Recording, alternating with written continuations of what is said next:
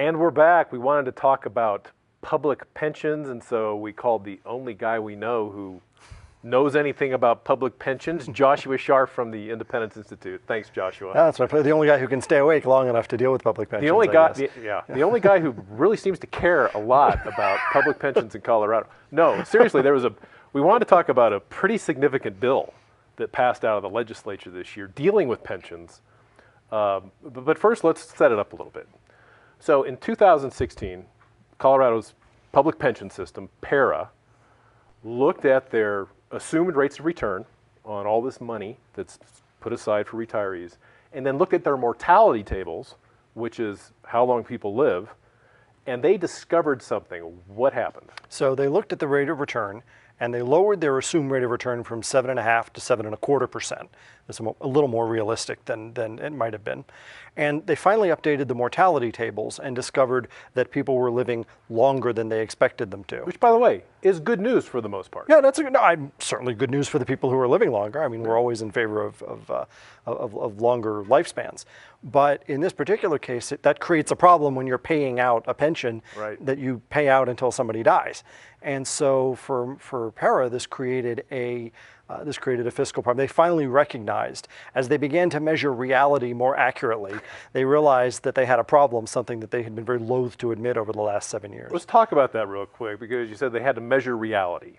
Well, guys like you and us at the Independence Institute and other people have been trying to talk about this reality for a long time now. And we've been saying PERA has a problem. There's a massive unfunded liability, and it needs to be addressed, not tinkered with, or as you put it, knobs and dials turned, but structural reform. Or someday there's going to have to be like a taxpayer bailout. We'll get to that in a minute, by the way. And so finally, PERA. That's called foreshadowing. So finally what happened is, after years of everyone else ringing alarm bells, PERA basically said, yeah, we have a problem. Yeah, so they recognized finally that they had an issue. They spent a year looking at their own potential solutions, going and talking to mostly to their members, theoretically to the whole state, but mostly to their membership, and then came back with a set of recommendations. The governor came back with a similar, although not identical, set of recommendations, and then eventually a bill worked its way through the legislature, that the SB 200, which will take its place alongside SB 1 in the pantheon of public pension reform bills that Colorado has passed. By the way, this took a while. This took a long time to work its way. These things take a long time, because these are, well, you know, it's funny when in the legislature there's certain things where things that you could just really run into roadblocks with, and pensions, public pensions, are one of them, because everybody acknowledges there's a problem for the most part, but doing something about it becomes very, very difficult. But we had this bill passed, bipartisan. Yes. Right? Yes. Tell us what the bill did. Right. So the bill basically was composed of two parts. A large part was the fiscal reform, and then a smaller part was somewhat more structural substantive reform. Right. The larger part, the fiscal reform, did a couple of things. It increased slightly employer contributions. So the way Colorado's contributions to the defined benefit plan work is that they're based off of the employee's salary. So they use that as the baseline. It's a percentage of the employee's salary goes in. So in addition to the 20.15% that employers are already paying, they were going to pay another quarter point. Employees are going to pay from 8%, they're going to go up to 10% of their salary. They will contribute into the pensions. COLAs, which are the cost of living adjustments, immediately will have a freeze for a couple of years, and then be capped at 1.5% per year.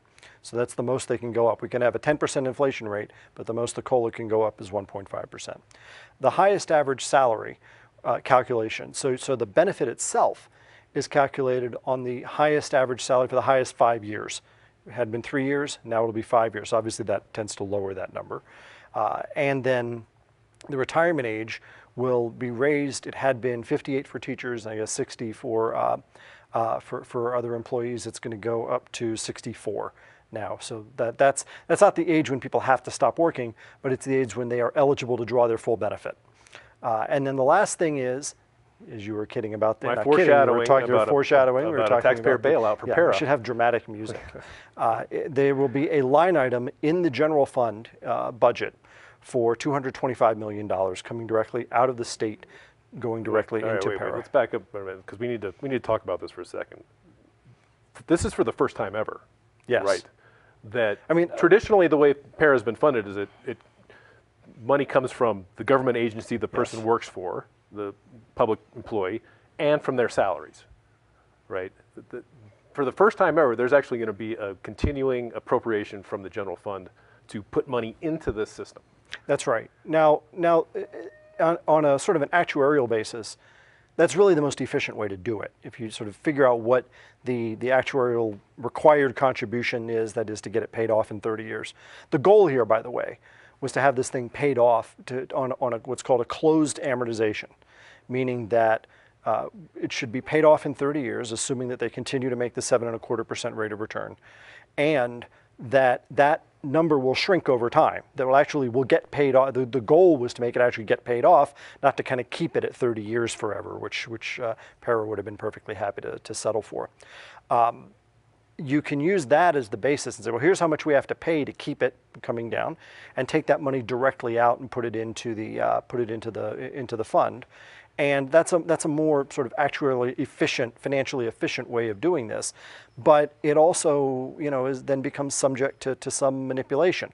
One thing that can happen, and I should emphasize this as well, if we have bad years, the employer contributions are subject to ratchets. That is, they can go up, I believe, I want to say it's a 1/4 point, it might be a 1/2 point per year with certain caps. And the COLA can also go down in order to save money. And those are things that will help kind of keep things on the rails. But if we have a bad year, tax revenue is going to be down too. The temptation will be for the legislature to say, well, we passed a law to do this, we can pass a law to undo this. Let's just not put this in this year. I was going to point out the inherent weakness in this is that this legislature can't obligate a future legislature. Right. And so this $200 million may or may not be appropriated. It's going to need to be appropriated every year, right? It will. I think it sort of is. I mean, I think the law is that it will be, but they can always pass a law to not require it. The other risk goes in the other direction. Well, we're having good years. Money coming in is growing. We can go and relieve a little bit of the pressure here and just up the money coming out of the Treasury, and that makes it even a little bit more of a direct taxpayer bailout of this. There is one other thing that it will do, which is that it will allow all employees except teachers, new employees, not current employees, new employees, except for teachers. It will allow them to opt into the defined contribution plan. Up until now, only certain employees had been able to opt into the defined contribution as opposed to the defined benefit plan.